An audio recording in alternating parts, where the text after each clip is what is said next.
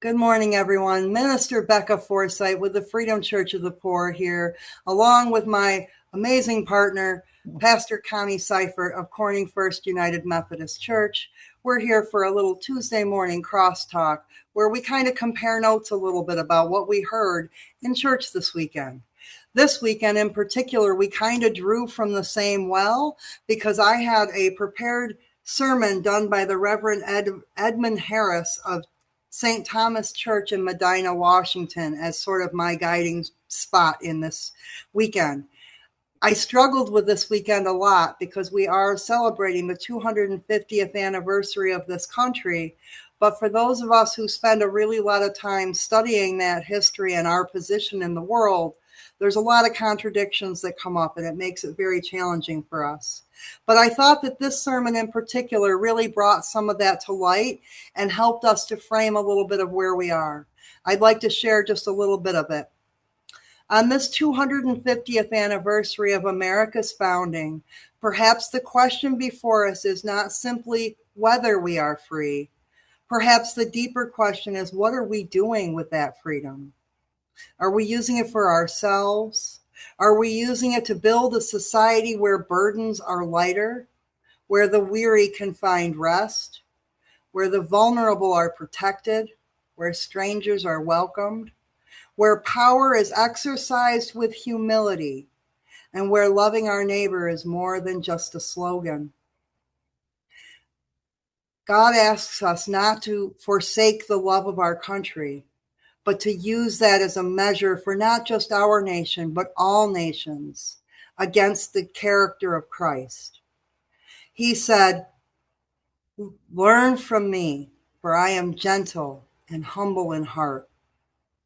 May God give us the wisdom to use our freedom well, and may God help us become the kind of people and the kind of nations that more closely reflect the gentle and humble heart of Christ. That was sort of where my mindset was this weekend. Pastor Connie, what did you guys talk about? Pretty much the same thing. So therefore, I'm gonna go to what we're doing with our freedom this week. One of the big events. This is the first time we've done this. It's called the Buran Kite Festival, and over in Palestine, it's a multi-day event where the children can fly kites and just feel like kids for a week. They try to make the whole thing last for a week. So here in the United States and actually around the world, other people hold kite flying events in solidarity with the children of Palestine. So our local event is going to be held at Stone Bend Farm in Newfield, New York, and it's next Sunday at 1 p.m. And we have people from our congregation going, the Southern Tier Interfaith Coalition. We canceled our regular monthly meetings so all of our members can participate. And we are really excited about being part of this event and celebrating the ideal of freedom and praying for freedom and justice for the Palestinians. Back to you, Becca.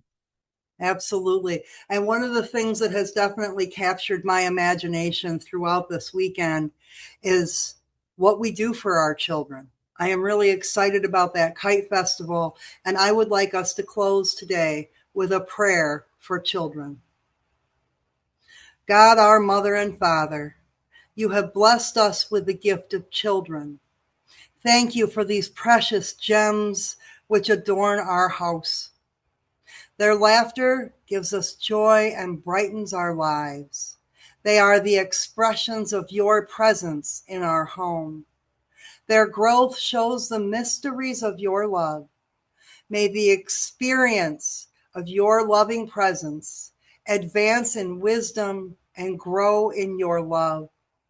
Our children's future is in your hand, and yet we have our own role to play in shaping that future. Help us to be true to our responsibility so that we may assist them in responding to your graces and thus to become what we want them to be and what you need them to be. Amen, amen, and may it be so. Thanks Amen. for joining us.